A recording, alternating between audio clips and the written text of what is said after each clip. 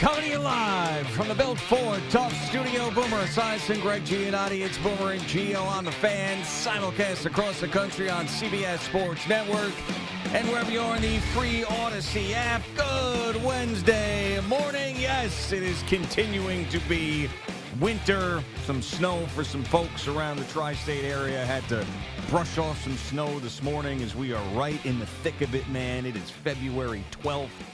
But there are signs of spring in sports, as video after video of guys showing up to Florida was on my timeline yesterday. Listen, I'm excited about the Mets this year. I know Yankee fans are fired up about a team that went to the World Series last year and trying to get back there, but I don't need to see Garrett Cole and every other Yankee walking into the clubhouse.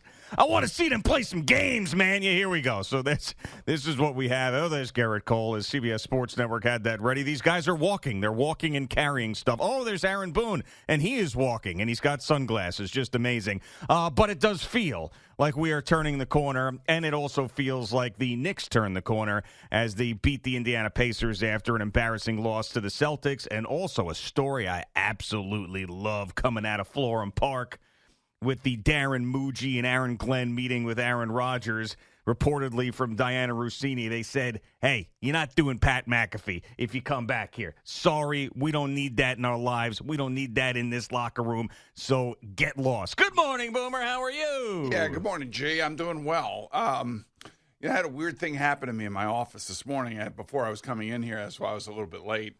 Well, you're generally late. Yeah, generally. So, yes. You're always having weird things happen. So weirdest thing ever, So I get my IFB. I have my little plug at the end of it that I plug into this little receptacle down here, and I'm afraid to plug it in right now. I don't know. I may get shocked. Okay. As I was getting up from my desk, I have my cup of coffee right there. Yeah. Somehow, as I put my earpiece in, the end of the plug actually went into the coffee. Ooh. Did you ever have, that's never happened to me. Okay, yeah, it's a strange one. I don't know if it's going to work or not. I'm not really sure. Well, why don't we get someone else to plug it in, so if they get shocked, it's someone less important that ends up getting. Hey, CeeLo, get in here. Yeah, CeeLo. We'll have CeeLo do it. I'm going to give it a shot and see what happens. No. I don't think you should be doing this. This is like when we get one of these packages, we're not sure what it is, and you have someone else open it just in case it's anthrax. I'll plug it in. It's got rubber on the end. It'll be fine. I can't hear a word you're saying because I haven't plugged it in yet. He said, plug it in, you puss bag. That's what he said. It's amazing. Yeah. He goes, enough. I thought you were a big, tough former MVP. All right, I'll plug it in then, tough guy. I'm going to slap you around. Actually, he didn't say that at all. I just made that up. He said, all right, it works. He said he would plug it in. All right, rubber on it. He wasn't worried about it. So it works. I know you get a little annoyed when you see all these guys walking around in T-shirts and walking into the locker rooms. It's and everything not. else. I don't know. This starts the long, arduous baseball season. Starts today for the Yankees, and look, for all intents and purposes, they should breeze right through the American League, even with the loss of Juan Soto. The addition of Max Fried, I think, is going to be great for them. And you know what? There's nobody in the American League. It's baseball. I understand that, Susan, but there's nobody in the American League even remotely close to how good they are. Yeah. Would the Orioles give them a run for their money? I don't know. You never know, as you mentioned in baseball. It's a tricky sport, and there's injuries and everything else. But yeah, this team is built once again to get at least to the ALCS. Most likely to the World Series, and try to improve on the things that kept them from winning a championship last year. And it's not so much that I'm excited that there's baseball, but it's still so long to go. And then it's like, I guess because we're desperate now that football's over and just these guys showing up gets people excited. I'm not desperate. I don't know. Well, maybe baseball fans are. I'm not desperate either. This is the beginning. It's the beginning of spring, it feels like. Yeah. You know what I noticed yesterday, too? What did you notice yesterday? About the Mets, and this is something we're going to have to deal with all year long, which is fine. And this is what happens when a team spends a lot of money and makes a lot of big splashes. Harold Reynolds was on with BT and Sal yesterday. I like Harold Reynolds. You do like Harold Reynolds? I do like Harold Reynolds. Harold Reynolds. Yes, I do like Harold Reynolds, yes. So I don't know if you're going to like him still after he was saying that the Mets lineup is not impressive and it's got a lot of holes in it and it's thin and all of these things. And I thought that was his opinion? Yeah, it was his opinion, yeah. It doesn't change my opinion of him. Okay. just because he has a pointed opinion about what he sees as a weakness, I don't have a problem with him having that opinion. So I didn't even really care about that specifically. The thing that I felt and projected from that interview was that the Mets are going to have haters all year long. The fun, lovable OMG Jose Iglesias Mets are dead. And now everybody's going to come out of the woodwork. Maybe not as much with as the Dodgers, but the Mets are going to be that team that people want to poke holes in now because Steve Cohen's spending the money, $750 million to Juan Soto. So Mets fans, buckle up because there's going to be haters everywhere now. Hey, $750 million for Juan Soto, that's enough to make everybody hate you. That's basically what it comes down to. You spend more money. It was interesting. I did hear a little bit of the discussion yesterday with Tiki and Evan and the other guys. What the hell are their names? Well, I actually want you to struggle with them now. That's funnier to me while you try to figure it out, what their names are. Loogie and Moran. There you go. Very good. Very good. I just say that just to bust their chops. Yep. They did have a very, very good point yesterday. Talking about spending, $750 million for Juan Soto. Mm-hmm. And that's how much supposedly a new stadium with a dome on top of it would cost. And they had asked, and I was going to actually take part. I was going to participate in their poll. Would you want a dome stadium or would you want Juan Soto? I mean, for me, it's baseball has always been outside, right. With the Mets and the Yankees.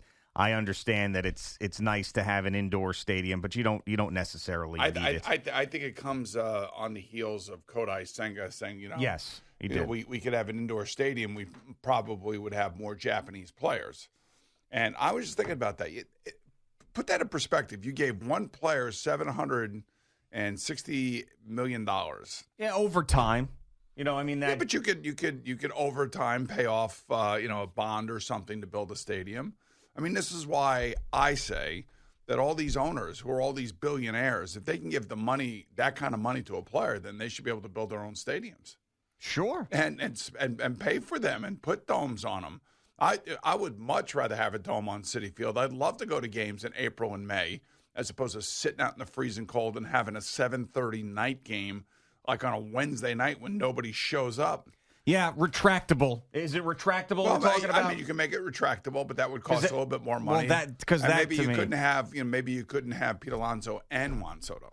I mean, I can't imagine on a beautiful 75-degree day with a low wind in June, and you're out there going to a baseball game, and then it's inside at that point. If it's retractable and you get rid of all the March, April, and then late season cold games, and then the pouring rain and the thunderstorms having to wait around for a 2-hour rain delay.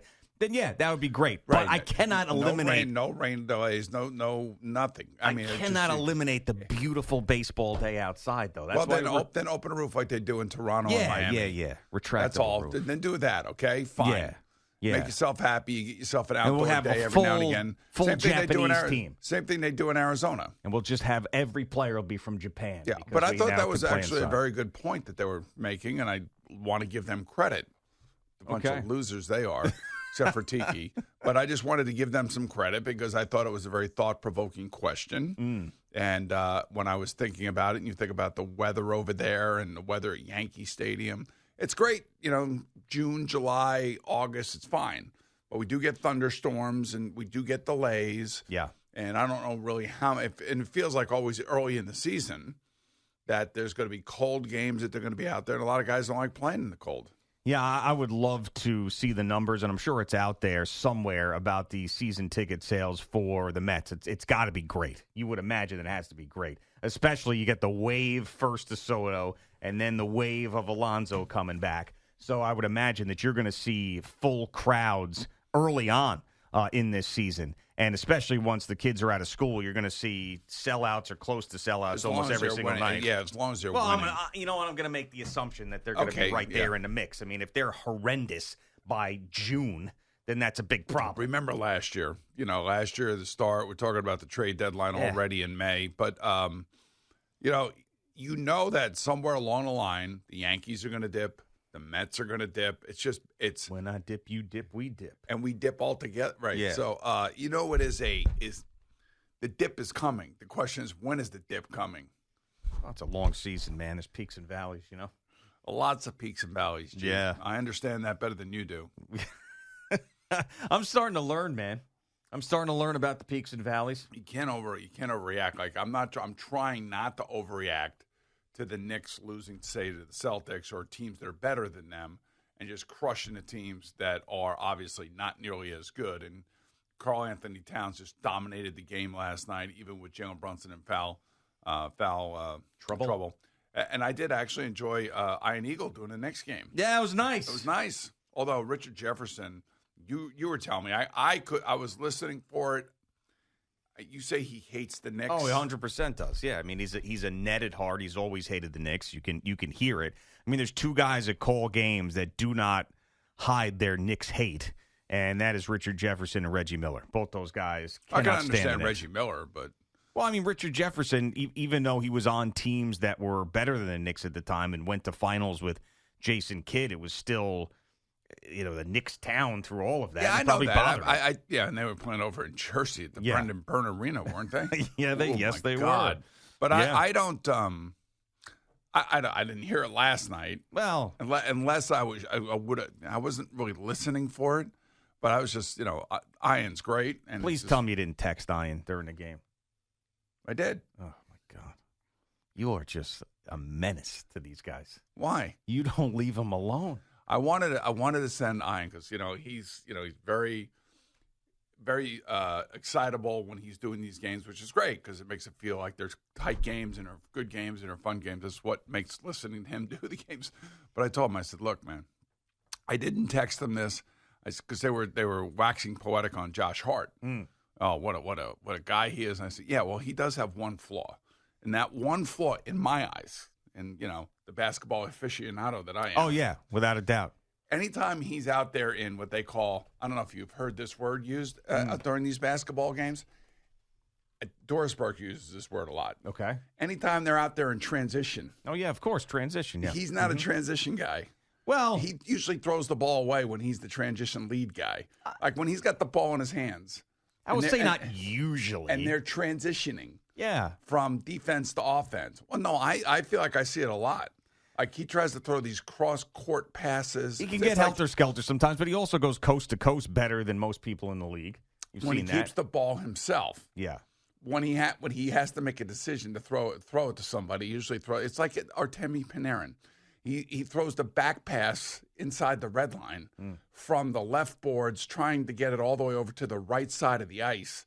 And next thing you know, the other team's got it going the other way on a 2-on-1. You can't possibly be critical of Josh Hart this morning. I love can Josh you? Hart. I mean, that guy was all over the place. Listen, phenomenal last night. And now you're pointing out I'm just one saying little he has negative one little thing. negative flaw. I always feel like when he's in transition. Yeah. Say it. Transitioning. Yeah, see. Right. When he's in transition, sometimes when he's got the ball in his hands and he's not going coast to coast and he's deciding that he's going to pass it to somebody, Yeah. it either gets stolen or he throws it away. That's the only thing. Okay. That's I fine. told you, they were waxing poetic on Josh, and I love Josh. Josh is great. He wants to stay out there 40 minutes. He's everything that we want in a basketball player, busting everybody's balls on the court. He's 6'4", 6'4.5". He gets all these rebounds above these guys that are taller than he is. Hey, nobody is questioning the incredible amount of effort and time he puts into it. I'm just saying when he's in transition. Yeah. That's all I'm saying. Who's on this boomer list of broadcasters that gets bugged while they're trying to do their job? So Ian Eagle's on there. Obviously, Ron Darling is on there. Collinsworth's on there. Messier. Messier, while he's doing the desk stuff, huh? I know he wants to punch PK Subban. I know he does. Okay. I mean, I think PK does a really good job of just getting under everybody's skin, even as a broadcaster. I didn't know Messier was a part of that. Oh yeah, see, like you're not paying attention. Well, to Messier behind the desk talking hockey, you're right. I'm not paying attention. Kevin Harlan. What about Kevin Harlan? Yeah. What about Keith Hernandez? You send Keith a text? Keith. Yeah, I'll send him a text Wow. every now and again. What a list. I mean, when a game sucks and somebody's doing something and they're trying to explain why the guy's so good, I just say, hey, this guy sucks today. Can you just please say that? What about Joe Micheletti? I have not texted Joe. He's in a tough spot. It's a propaganda spot. Spot. Well, I will say though, the last 3 weeks he's been much more critical of certain players that I'm glad to hear that he's critical of. Wally's on that list. Oh, definitely Wally's on that list. Mike Breen's on that list. Mike Breen's on that list. Who we missing? Anybody else? Not Gary Cohen, Howie Rose. Those guys don't feel your wrath. What about the Yankees? Michael Kay. He gets texts from you? Yeah, last year I was pissed off because Gleyber Torres should have been on third base when he wasn't on third base. He was on second base and got thrown out at home. And I said, that's a disgrace. And I said it to Michael Kay because I was disgusted. And he responded back to me, which was nice. What about Flaherty? You get to him? Every now and again, yeah, I'll get the Flaherty. Do these guys text you while you're doing this show? Sometimes. But not as much as you're texting them. No, I'm watching these games and I got nothing to do, so I'm just sitting there listening. And they all do a good job. I'm not criticizing them. I feel like you need like a game watching buddy or a friend. No, I don't. It sounds like it. No, I don't. No, it sounds like I do. I have to say, I love when a game is really good, and I'll stay out of it. I try to stay out of it. Can't help yourself, man. Sometimes. Do a little tequila and Fresca and grab that phone and start rolling through your contacts. Watch out. Well, I know. Look out. I know who's doing the games. Yeah, here we go. Who can I text here? Yeah, where's Harlan today? We see. I think we probably hit them all at this point, don't you think? I feel like pretty much, yeah. I can't even imagine. Do you text Tierney when he's doing St. John's games? I do not. Okay. Minko? Minko doesn't text, no. I don't think. Jerry, no. Yeah, I was going to say. I gotta leave Jerry alone. By the way, Jerry was told by Big Hurls to stay home and rest today. Jerry wanted to work, and Big Hurls, the brand manager, said, no. I'm putting my foot down, and you're going to stay home, and you're going to rest. See, that's a company that cares. Well, yeah, it was a little surprising because generally what I've seen in radio over the years is keep the budget down. Let's not think about the human. We'll think about the That's cost. what I'm saying. Maybe things are changing around here. Maybe. You never know. But, CeeLo coming in is an extra cost. So I was impressed by Big Hurls doing that. Foot down. I'm more worried about the guy than the bottom line. And that's the way he's in the human business, man. That's what he's in. It's like Sloman's. Yeah. It's human. It's human. It's human. It is human. And that's what he's doing. Well, that's good. I think that's a good thing. He's like, screw you, budget. I care about my guys. I did text Jerry last week, though, when he was doing the Maryland game. Okay, so yeah, there's another one. Yeah. I told him, I tried to get the crowd to yell, F you, Jerry, F you, Jerry, but they didn't do it. Didn't seem like it got done. All right, so we'll yell F you, CeeLo coming up next as he does his first update of the morning. It is Boomer and Gio. Yeah, I ran into him in the hallway, and I said, let's pick it up today. All right? Like it's not a mail-in day. This is a day where you get to shine. Yeah, feet up day. That's not what this is. No, it never is, and it shouldn't be. Better dig his heels in today. Wednesday, February 12th. Digging in his heels on transition day. Let's go.